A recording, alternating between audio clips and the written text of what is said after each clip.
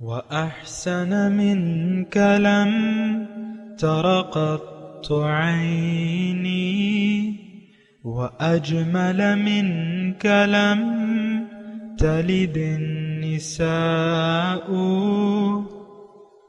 خلقت مبرأ من كل عيب خلقت مبرأ من كل عيب كأنك قد خلقت كما تشاء.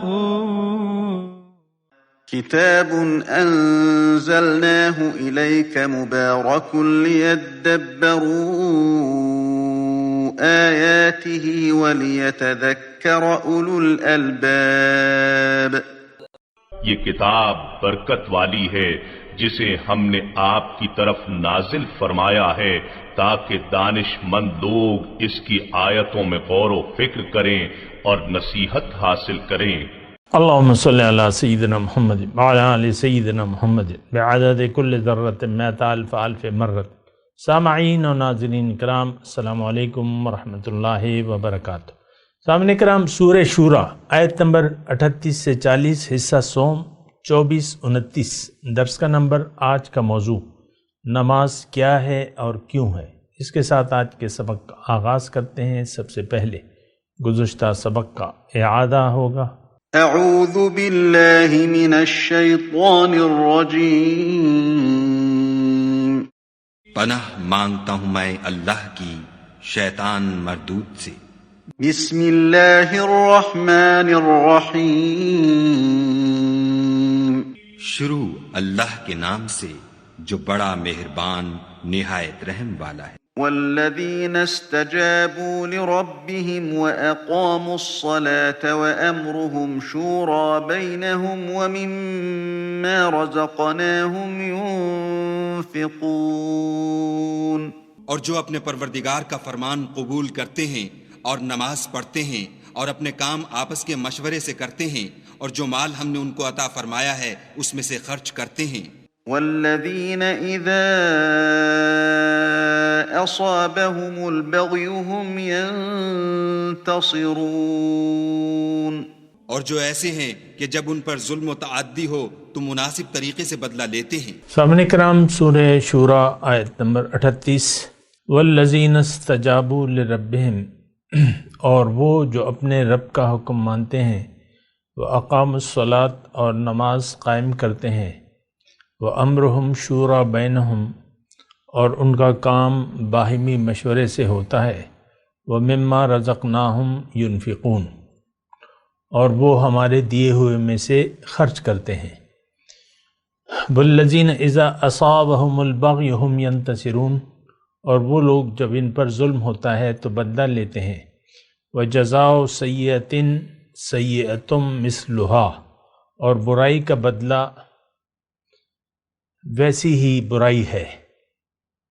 فمن عفا واصلح فاجرہ علی اللہ، پس جس نے معاف کر دیا اور صلح کر لی تو اس کا اجر اللہ کے ذمہ ہے. انہ لا یحب الظالمین، بے شک وہ ظالموں کو پسند نہیں کرتا. سامعین اکرام، مومنانہ صفات بیان ہو رہی ہیں. گزشتہ سبق جو گزرے ہیں اس میں آیت نمبر 38 میں جو مضمون ہے وہ یہ ہے کہ مومنوں کی جو اس آیت میں صفت بیان ہو رہی ہے کہ یہ اپنے رب کے حکم کو مانتے ہیں، یعنی رب کے حکم سے زندگی گزارتے ہیں. یہ بات نوٹ کر لیں سامعین اکرام. اصل میں کچھ اہمیت تو ہے نہیں، معاملہ تو بالکل واضح ہے اور کوئی مشکل نہیں ہے. رب کے حکم کو ماننا پورے طریقے سے یہ رب کا حق ہے، یہ رب کا حق ہے، اور یہ حق اگر آپ نہ دیں تو آپ پھر ظالموں میں شمار ہوں گے. یہ بات نوٹ کر لیں. پھر دوسری صفت جو ہے وہ نماز قائم کرنے کی ہے. آپ کو میں نے بتایا تھا گزشتہ سبق میں کہ نماز جو ہے دراصل اللہ تعالیٰ سے کیے ہوئے وعدے کی تجدید ہے ہر نماز۔ دیکھیں مؤذن جب بلاتا ہے نماز کو تو اللہ اکبر کہہ کے پکارتا ہے، اور اس میں آپ دیکھ لیں سارے نماز میں کلمات کیا ہے، پھر وہ شہادت دیتا ہے کہ اللہ کے سوا، 4 مرتبہ تکبیر ہوتی ہے، اور پھر وہ شہادت دیتا ہے کہ اللہ تعالیٰ الہ واحد ہے۔ یہ دیکھیں یہ وہی وعدہ ہے، یہ ہماری جو آذان ہے نماز کے لیے جو ہم بلاتے ہیں، یہ وہی وعدہ ہے۔ اس میں آپ دیکھ لیں کہ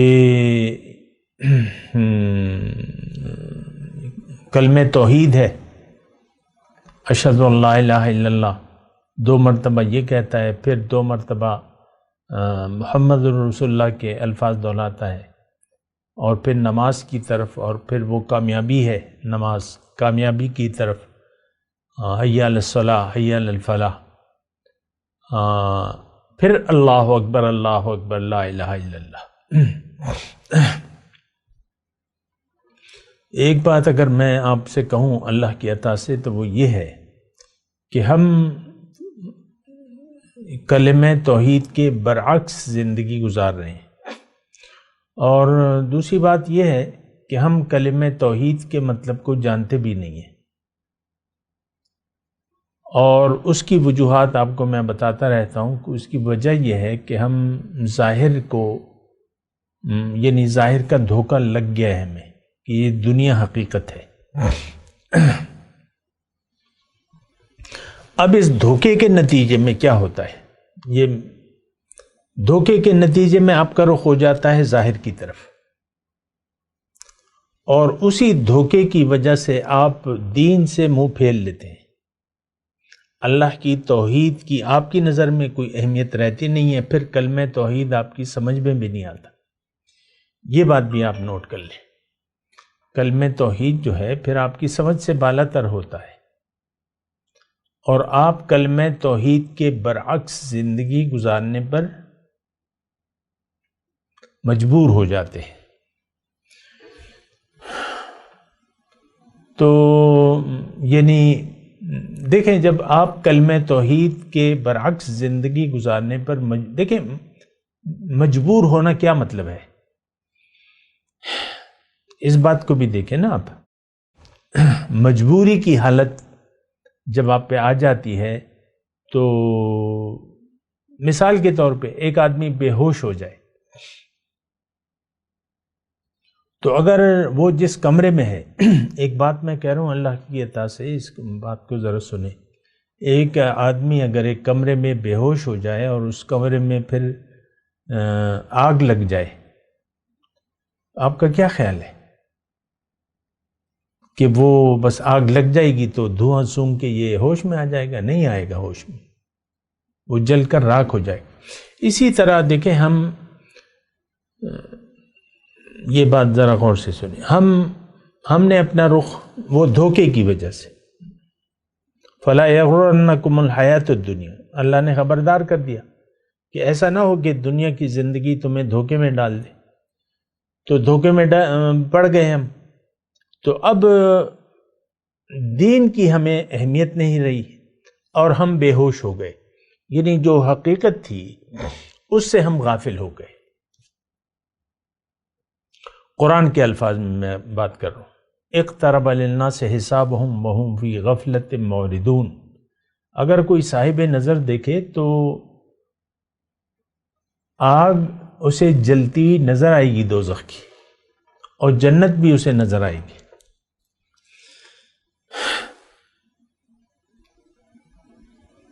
کأنک رعی العین، سبحان اللہ۔ حضور صلی اللہ علیہ وسلم سے وہ ایک صحابی تھے نا،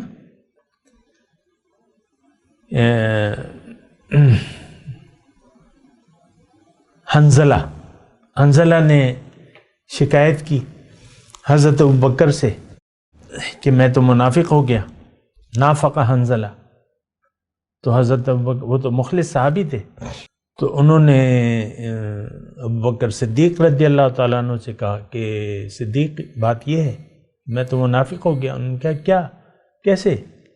کہ حضور کی صحبت میں ہم بیٹھتے ہیں تو ہم ارد گرد سے بے خبر ہو جاتے ہیں اور جنت دوزخ کو ایسے محسوس کرتے ہیں جو جیسا گویا کہ ہم ان جنت دوزخ کو اپنی آنکھوں سے دیکھ رہے ہیں، یعنی ہمارے یقین کی یہ کیفیت ہو جاتی ہے۔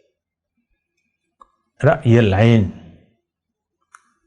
یہ رأی العین کے الفاظ مجھے یاد آ گئے۔ تو جب ہم باہر نکلتے ہیں مجلس سے تو پھر وہ ہماری حالت ویسی ہو جاتی ہے، یعنی ہم وہ کیفیت وہ برقرار نہیں رہتی۔ تو خیر حضرت ابوبکر صدیق کو تو یعنی پتہ تھا اس کیفیت کا، لیکن انہوں نے کہا کہ اب میں اس کو جواب دوں تو اس سے بہتر یہ ہے کہ ہم حضور صلی اللہ علیہ وسلم سے جواب لے لیں۔ تو حضرت ابوبکر صدیق نے ان سے کہا کہ یہ کیفیت تو میری بھی ہے، چلو حضور کے پاس چلتے ہیں۔ حضور صلی اللہ علیہ وسلم مسجد نبوی گئے تو حضور صلی اللہ علیہ وسلم بیٹھے ہوئے تھے، تو ابھی جوتے اتار ہی رہے تھے، دور سے حنظلہ نے آواز لگائی، یا رسول اللہ نافق حنظلہ، اے رسول حنظلہ تو منافق ہو گیا۔ خیر گئے، حاضری دی دربار عالیہ میں، تو حضور صلی اللہ علیہ وسلم ان کی بات سن کے مسکرائے اور وہی کیفیت بتائی انہوں نے، حنظلہ نے رضی اللہ تعالیٰ عنہ۔ تو حضور نے فرمایا کہ اے حنظلہ ساعتن فساعتن، یہ ہر وقت یہ کیفیت نہیں رہ سکتی۔ اور جو بات انہوں نے حضور صلی اللہ علیہ وسلم نے کہی تو اس کا مفہوم یہ ہے کہ اے حنظلہ اگر تم اس کیفیت میں ہمیشہ رہتے اور گھر بھی جاتے اس کیفیت میں تو فرشتے تمہارے استقبال کو آتے، تمہارے ہاتھ چومتے، لیکن اے حنظلہ ساعتن فساعتن، یہ ہر وقت نہیں رہتی، کبھی کبھی ہوتی ہے۔ تو اس میں منافقت کی کوئی بات نہیں ہے۔ خیر یہ میں نے ایک بات وہ کہی آپ سے کہ صاحب نظر لوگ جو ہیں، صاحب یقین لوگ اس وقت بھی جنت اور دوزخ، جنت کی آگ کو دیکھ رہے ہیں، دوزخ کی آگ کو دیکھ رہے ہیں اور جنت کے باغیچوں کو دیکھ رہے ہیں، یعنی ان کی یقین کی کیفیت یہ ہے۔ یہ دیکھیں وہ زیادہ اس میں تعجب کی بات نہیں ہے، یہ وہ مقام احسان ہے اگر کسی کو حاصل ہو جائے، کأنک تراہ، وہ حدیث جبرائیل ہے نا، مل احسان یا رسول اللہ، جبرائیل علیہ السلام نے پوچھا حضور سے کہ حضور احسان کیا ہے؟ تو انہوں نے یہ جواب دیا کہ احسان یہ ہے کہ تم اپنے رب کی یعنی وقت ایسے گزارے دنیا میں، تھوڑا سا میں نے مفہوم اپنے الفاظ میں کہہ رہا ہوں، اعبد ربک کأنک تراہ، اس کا معنی میں یہ کر رہا ہوں، عبادت تو اب 24 گھنٹوں پہ محیط ہے۔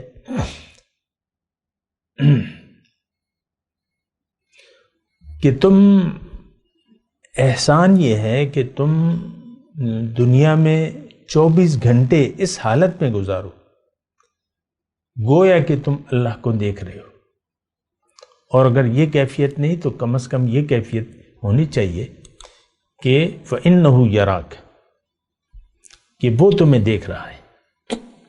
تو خیر میں آپ کو یہ کہہ رہا ہوں کہ دیکھیں، جب جو خلاصہ کلام ہے ابھی تک کا وہ یہ ہے کہ جب آپ دنیا کے دھوکے کا شکار ہو جاتے ہیں اور دنیا کو حقیقت سمجھ لیتے ہیں تو مسئلہ پھر خطرناک ہو جاتا ہے، پھر آپ کو دین کی ضرورت نہیں رہتی، پھر آپ کو کلمہ توحید کی ضرورت نہیں رہتی، پھر لازماً آپ آخرت سے، دین سے، اللہ کی مکمل اطاعت سے، رسول کی پیروی سے آپ رخ پھیر لیں گے، اس کی ضرورت ہی آپ کو محسوس نہیں ہوگی۔ یہ اہم بات ہے۔ تو خیر میں اقامت صلاۃ کی بات کر رہا تھا کہ اقامت صلاۃ، نماز جو ہے یہ تو 5 وقت اللہ تعالیٰ اپنے بندوں کو، اپنے خاص بندوں کو اپنے دربار میں کھڑے ہونے کا حکم دیتا ہے اور کہتا ہے کہ آؤ میرے سامنے اپنے کیے ہوئے عہد کی تجدید کرو اور کہو کہ ایاک نعبد و ایاک نستعین اہدنا صراط المستقیم صراط الذین انعمت علیہم غیر المغضوب علیہم ولا الضالین۔ تو ہمارا تو دیکھیں سارا کام ہی دکھاوے کا ہے۔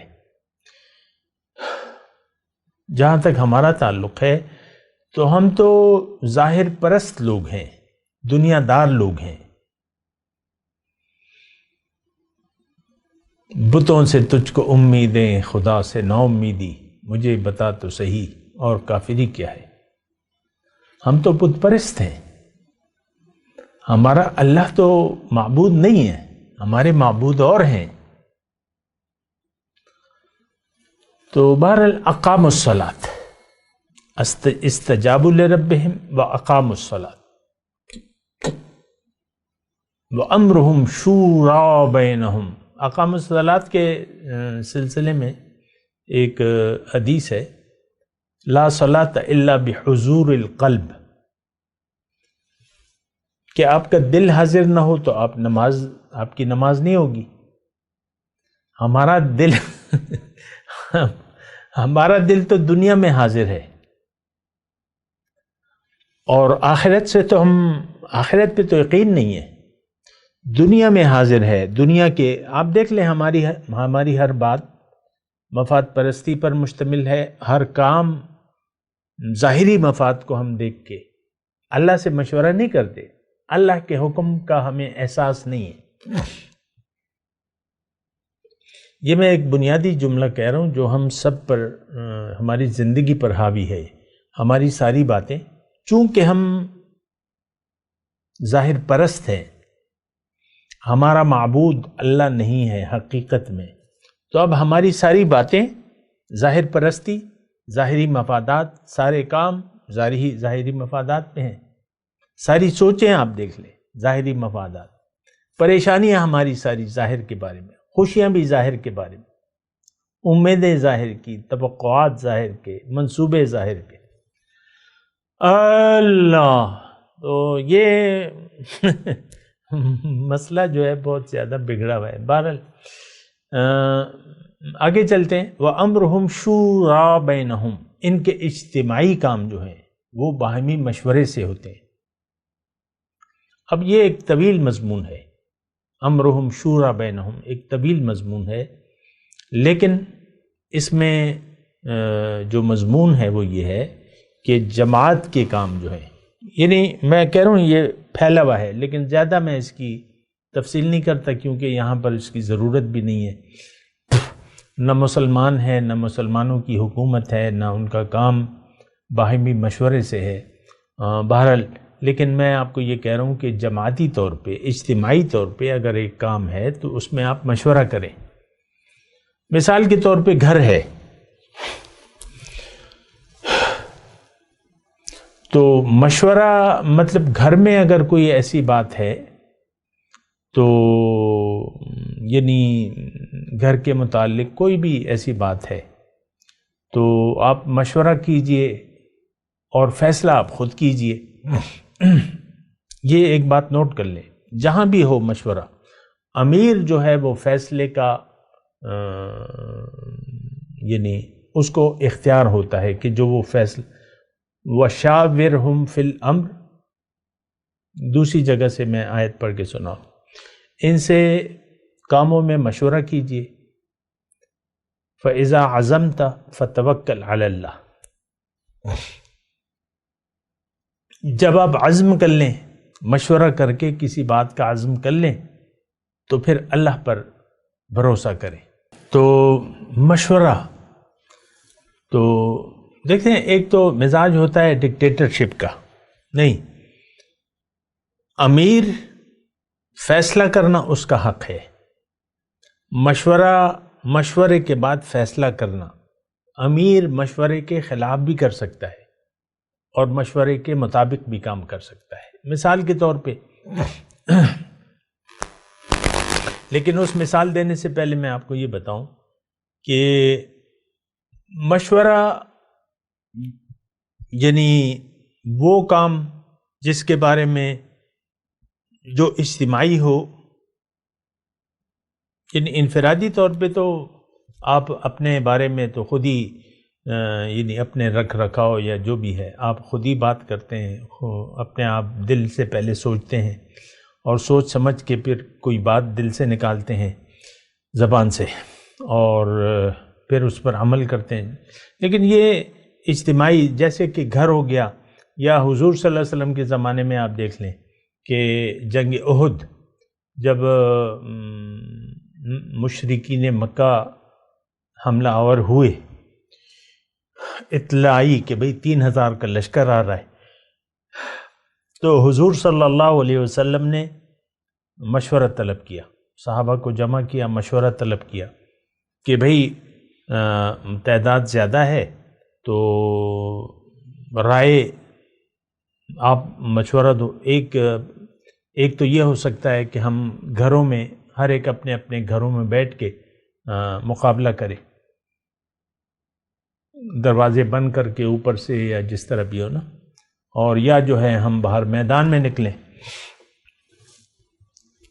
تو بدر آپ دیکھ لیں 2 ہجری کو بدر تھی، 2 ہجری کو، اور 3 ہجری کو میرے خیال سے 3 ہجری میں 3 ہجری میں یہ لشکر آ گیا 1 سال بعد. تو وہ تو جنگ کا ماحول نہیں تھا بدر میں، نہ اس سے ایسا وہ ہوا تھا. بدر میں بھی مشورہ ہوا تھا، وہ اس کی ابھی میں بات نہیں کر رہا. یہاں بھی پھر حضور نے مشورہ کیا، تو چند نوجوانوں نے جنہوں نے بدر کے میدان میں حصہ نہیں لیا تھا، لے نہیں سکے تھے کیونکہ وہ تو ایک قافلے کے لیے ارادہ کر لیا تھا انہوں نے، تو اتنی وہ نہیں تھی. تو کچھ لوگ رہ گئے تھے وہاں، وہ جذبے میں تھے. بدر میں اللہ تعالیٰ نے ان کو فتح دی. تو خیر جو نوجوان صحابہ کرام تھے انہوں نے کہا کہ حضور باہر نکل کے مقابلہ کرتے. حضور کی اپنی رائے یہ تھی، یعنی حضور نے اپنی رائے یہ دی کہ دیکھو